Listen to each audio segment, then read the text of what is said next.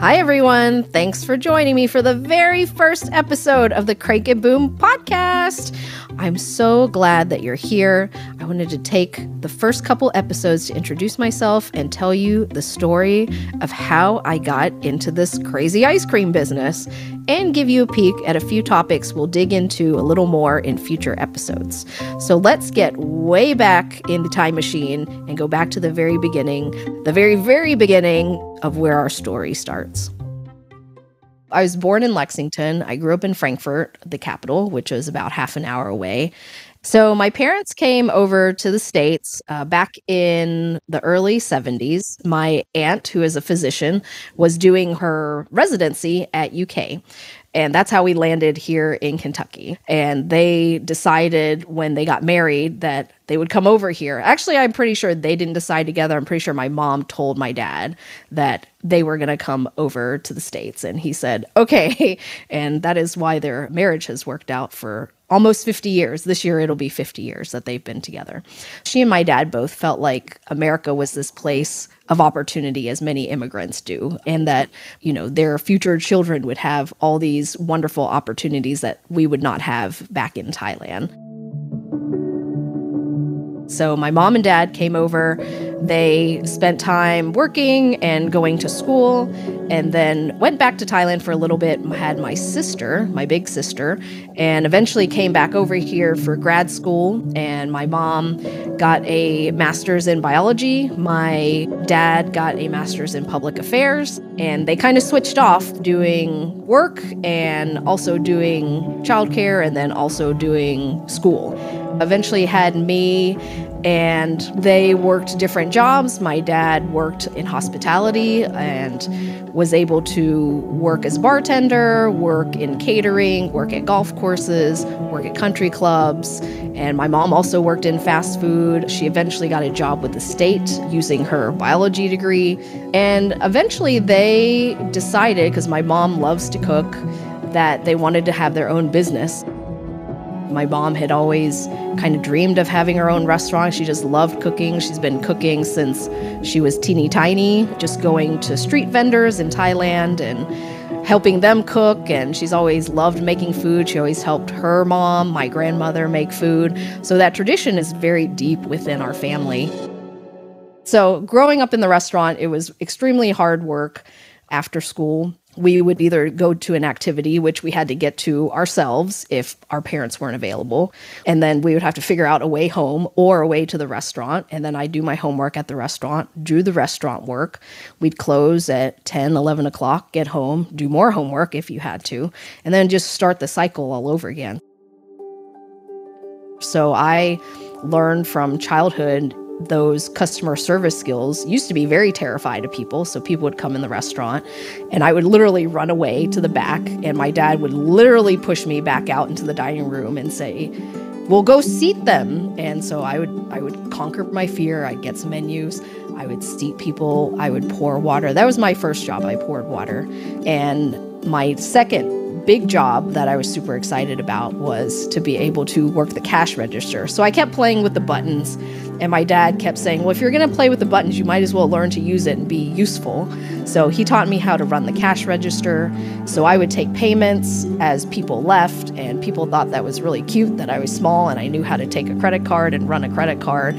So it was a very untraditional childhood. I never got to go to summer camp and didn't, get to participate in a lot of other activities that other kids did. But, only in adulthood do I look back and really appreciate what that meant and how much that has built the foundation of who I am now and how much it has helped me in my professional life and my adulthood life, and just being able to feel what hard work looks like and being able to take that skill and apply it to whatever it is I want to do in life.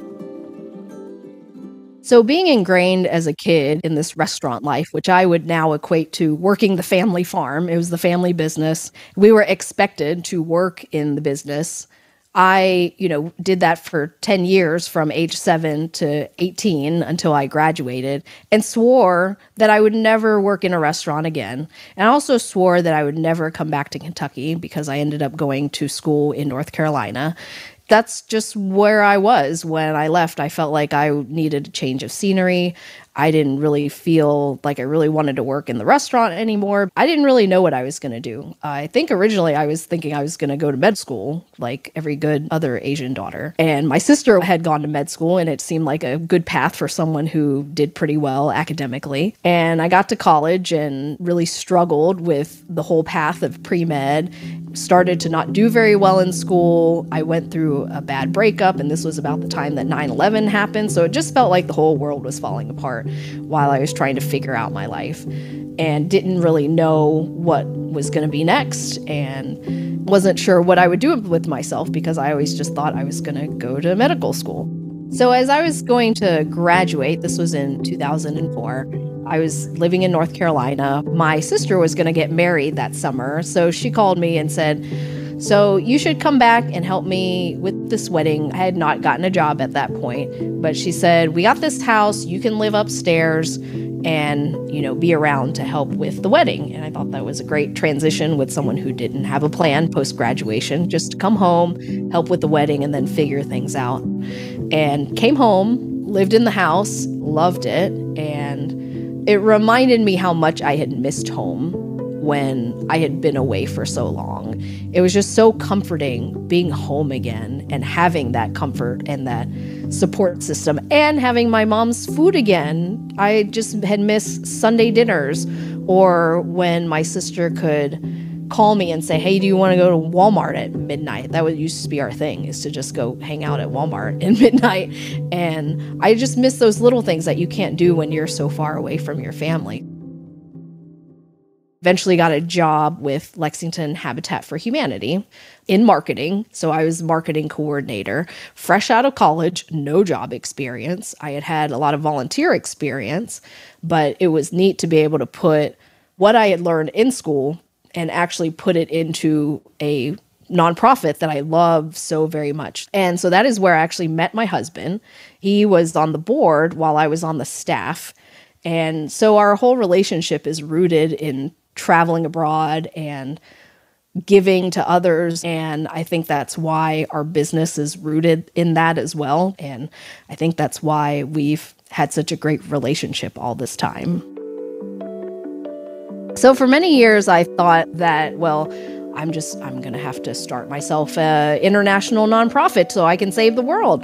And eventually I found that there were so many ways to give back, and there were so many ways to fulfill this deep passion of mine of altruism and wanting to connect to people and wanting to help people, that it didn't have to look like starting a international nonprofit to save the world, that I could do that in my own way.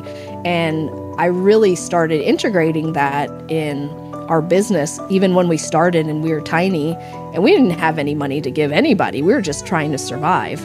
But I would always find these other ways to still give back, and I could give what I had, and that was food and it was my time. And so I'm excited to talk more about that in future episodes on how we built that and how we make decisions and how do you give back when you really don't feel like you have anything to give. And there's always a way. So I hope to talk to you more about that. So I didn't know at that point that I wanted to be an entrepreneur, and I was doing a lot of work with Habitat for Humanity in college, and I started doing these food events to fundraise. I would be running a crew of 10 people, 10 students who didn't know how to cook, and I would run the whole event with them cooking and then serving, and I remember just feeling alive again. And I remember feeling, oh God, this is so fun. And it really struck me, I should try doing a restaurant again. And at this point, my parents had actually sold the restaurant in Frankfurt because basically a third of the workforce left when I went off to college. And it's exhausting when you're in the restaurant doing everything. So to my parents' dismay, I started a toy with the idea of bringing them out of semi-retirement so that we could do a restaurant together, and maybe we could bring a lot of the dishes that we had made for our Frankfurt community here in Lexington. I did get a look when I said I wanted to do a restaurant after they had sold the other restaurant. So as we started this new restaurant in 2006, it was called Thai Orchid Cafe, and I was ready to bring back the old favorites that we had created at the Smile Siam, which was our original restaurant in Frankfurt, and, bring a new spin to it, something a little more modern, some new dishes, and kind of be my vision alongside of what my parents had done. And Mike is my boyfriend at the time, and he is washing dishes for free, which is a great way to win my parents over. And we probably went 5 or so years when my parents were still deeply in the business. All of us were working crazy hours. Mike was working at the University of Kentucky in research, and so he was having a full-time job while helping us wash dishes. And so we would just basically pass in the night, see each other every once in a while, and see each other when he was helping out in the restaurant. And it was hard work. It was extremely hard work. So, we're doing the restaurant, and my parents are starting to kind of feel the wear again after 5 years of doing it again. And at this point, they're probably in their late 50s, 60s doing this whole thing again.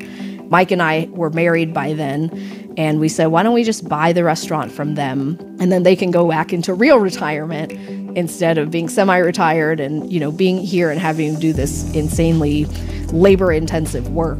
So we purchased the restaurant from them, and one of the first things I really wanted to do was to add a fun dessert option to our menu. And I really love this coconut ice cream that I would get in Thailand. They would serve it in a hot dog bun and put peanuts and condensed milk on it. And I just thought that was so fun. And I wanted to just bring that item, coconut ice cream, to the menu. Well, I don't know where to get coconut ice cream. So I figured, well, maybe I can figure out how to make it. So I bought a 2-quart Cuisinart ice cream machine off of Amazon, and then I found a recipe just online by Googling Thai coconut ice cream. And I was so happy with the recipe. It just tasted just like it does at home. Well, at this time, we only had one freezer bowl that you have to freeze overnight. So we can only make one batch a day. So I was very excited when I could put the sign up and say, sorry, we are sold out of ice cream from the 4 servings that we had just made today. So I started to get the itch to make a second flavor, and by chance, one of our partner farms had a ton of sweet potatoes, and we went out to the farm and they said, we have these sweet potatoes, will you please take the sweet potatoes? So I took, a 5-gallon bucket full of sweet potatoes back to the restaurant, cooked it in some of our dishes, and then thought, why don't I make sweet potato ice cream? That'd be interesting and kind of weird, and I like weird. So I roasted them off. I ended up making a sweet potato pie ice cream. I made these caramelized pecans to throw in there to make it pie-like. And it was fun and it was great. And I thought, well, that's interesting that I can turn a vegetable into an ice cream and it tastes amazing. So what else could I do? By chance, this one season, the strawberries came in early, and our same local partner farm, they said, our CSA doesn't start yet, but we have all these strawberries. So can you take these strawberries? And we said, absolutely yes. Took the strawberries. And I don't know what it was about those strawberries, but it made the best strawberry ice cream I have ever had in my entire life. And it just changed everything. And I thought, oh my God, if you use real ingredients, it can make this product that is just absolutely phenomenal. And we noticed that people started coming into the restaurant and they started asking for ice cream, and then they wouldn't order Thai food. And I also noticed that at the time, we just had Facebook as social media.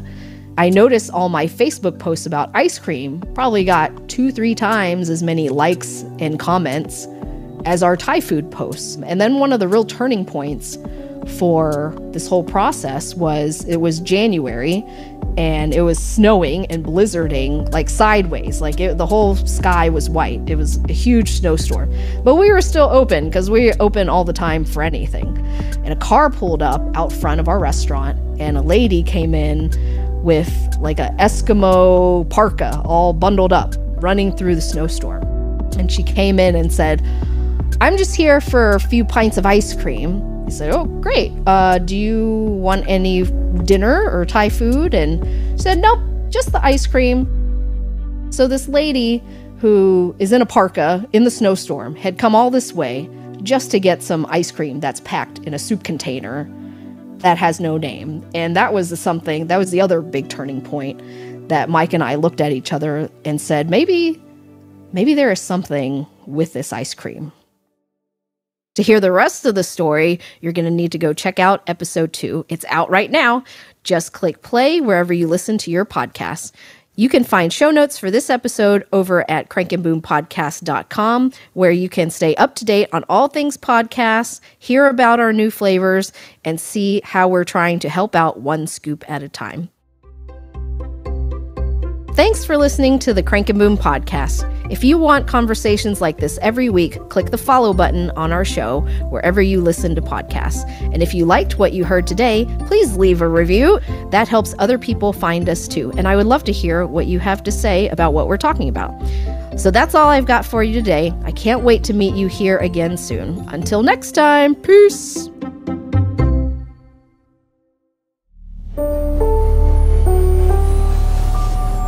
This is a production of Four Eyes Media.